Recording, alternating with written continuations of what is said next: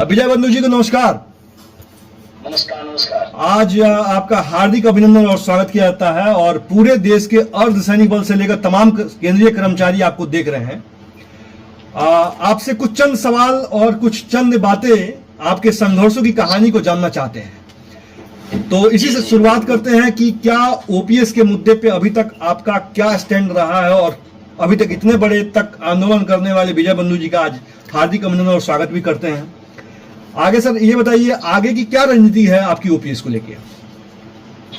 देखिए, मैं आज पहले दिन से जब इस आंदोलन को मैंने शुरुआत किया और कुछ चंद साथियों के साथ शुरुआत किया जी, और आज तो पूरे देश के अंदर एक बड़ा आंदोलन, और हम ही क्यों इनकी आजाद भारत में अगर ट्रेड यूनियन का सब बड़ा आंदोलन चल रहा है पुरानी पेंशन बहाली पर जी, तो इसमें कोई आश्चर्य वाली बात नहीं है। लेकिन जब 4 लोगों से मैंने आंदोलन शुरू किया और आज बढ़ते बढ़ते लोगों तक यहाँ तक पहुंचा, लाखों लोग आज इससे प्रभावित हुए, करोड़ों लोग प्रभावित हुए, लाखों लोग इस आंदोलन से जुड़े जी। तो मेरा विश्वास पहले दिन से था कि सामाजिक सुरक्षा अगर किसी का नाम है तो ओपीएस का नाम है। और अभी जो सरकार एनपीएस 20 साल खूबी बता रही थी, बड़े बड़े उसके अच्छाइयां गिरा रही थी, अचानक वो सब, और हमारी जो सोशल सिक्योरिटी है वो पुरानी पेंशन ही है। तो पूरा आंदोलन संघर्षों भरा रहा। अगर आप बात करें तो इस दौर में आंदोलन करना युद्ध के बराबर है, क्योंकि आप पे सुनने में आया कि आप पे 26 मुकदमा भी है। हाँ, 20 एफआईआर हमारे ऊपर है और हमने नहीं की, हमने कोई गलत काम नहीं किया, हमने बस लोगों के हकों की आवाज उठाई। उस आवाज के बदले जो इनाम मिला ये हमारे ऊपर किया गया है। लेकिन हमने उत्तर प्रदेश से मेरा से शिमला गया तो शिमला में जयराम ठाकुर साहब ने हम सब पे एफआईआर किया और हम सब ने अपनी बात कही। हमने किसी और कभी भी, मेरा अपना मानना है, हम संविधान को मानने वाले लोग हैं और हमेशा लोकतांत्रिक तरीके से हम चीजों को कहते हैं।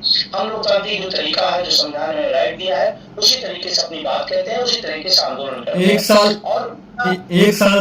एक साल 2023 में जजमेंट आने के बाद, हाई कोर्ट का जजमेंट जब आया 31 मार्च 2023 को, उसके बाद से सितंबर से मेरी कोर्ट ऑफ इंक्वायरी शुरू की गई और लगातार 1 साल हो गया मेरा प्रमोशन और पेंशन रोक दिया, मेरा एमएससीपी रोक दिया गया और कम से कम लगातार मुझे भी टॉर्चर का शिकार होना पड़ा है। तो आप पे इतने बड़े आंदोलन का जो महानायक हैं आप, तो आपको इतना संघर्ष करना जो पड़ा है। आप हिमाचल गए, आप महाराष्ट्र गए, आपने उत्तर प्रदेश में काम किया, दिल्ली में भी आके आपने बहुत चुनौतियां भरी जो है आवाज से हुंकार जो मारी है। कर्मचारी में एक अलग जोश देखता है विजय बंधु जी को देखने के बाद। इसका राज क्या है? कौन सा आप जो है टॉनिक रोज लेते हैं कि इतनी चेहरे पर मुस्कान और फिर हुंकार भर देते हैं? देखिए, जब कोई मिशन लाखों लोगों के लिए बन जाता है और जब लाखों लोगों के हित की बात होती है, तो जब वो टारगेट बड़ा हो जाता है तो चीजें भी बहुत छोटी छोटी लगने लगती हैं। और ऊर्जा की बात आपने पूछा, तो मैं तो एक ही मानता हूँ कि आज हम सब एक मानव तन मिला हुआ है और मानव तन का मेरा अपना मानना है कि आना, खाना, पैखाना और चले जाना, इतना शायद जीवन नहीं है। जीवन इससे बड़ा है, जीवन इससे महत्वपूर्ण है। जीवन महत्वपूर्ण इस दृष्टि से है कि हमारे तमाम महापुरुषों ने अपने संघर्षों के दम पर अपने लिए नहीं लड़ाई लड़ी, उन्होंने समाज के लिए, उन्होंने अपने जो पीड़ित लोग थे, जो हकमारी वाले वंचित लोग थे, उनके लिए आवाज उठाई। तो जब लाखों लोगों की दुआएं और लाखों लोगों का स्नेह और आशीर्वाद मिलता है तो एनर्जी अपने आप आ जाती है। और इसी एनर्जी से हम पूरे देश के अंदर, और मुझे फख्र इस बात का है कि अपनी टीम पर और अपने साथियों पर मुझे फख्र है कि जिस दौर में सरकार तानाशाही प्रवृत्ति अपनाए, सरकार शिक्षक कर्मचारी निष्ठुर रखे, उस दौर में हमने ट्रेड यूनियन का भारत नहीं पूरी दुनिया के सबसे बड़े आंदोलन को हम सब गवा रहे हैं। 1 अक्टूबर को पूरी दुनिया का सबसे बड़ा आंदोलन था ट्रेड यूनियन। अच्छा, तो आप ये मत पूछिए ट्रेड यूनियन का, आपको पैरामिलिट्री फोर्स के लोग भी बड़े प्यार करते हैं। ये मेरा सौभाग्य है। और सच आप बताऊं कि मेरे पास रोज 5-10 फोन रोज आते हैं, कभी कहीं से, और बताते हैं कि सर मैं हूँ।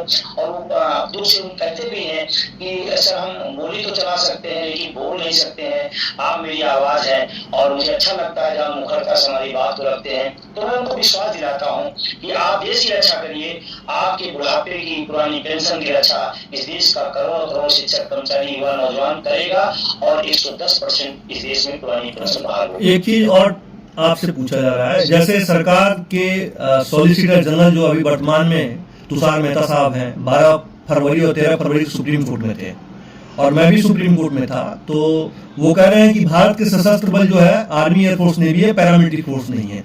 इस पे अगर आपसे राय ली जाए कि भारत के सशस्त्र बल, उनके एक्ट एंड रूल जो लिखे गए हैं पैरामिलिट्री फोर्स के, वो सशस्त्र बल का एक्ट एंड रूल है, उसके आधार पर तमाम चीजें की जाती है। इस पे आपका थोड़ा अगर कुछ हो सारांश तो थोड़ा बताएं कृपा कर। मेरा जो अनुभव रहा इस आंदोलन में, और मैं बहुत बड़ी स्पष्टता विनम्रता के साथ सरकार से भी मैंने कहा है और अपने साथियों से कहता हूँ कि देखिए हम 2 दिन बाद पेंशन पाएंगे, हमें उसकी चिंता नहीं है, लेकिन इस देश के पैरामिलिट्री फोर्स को तत्काल पुरानी पेंशन मिलनी चाहिए।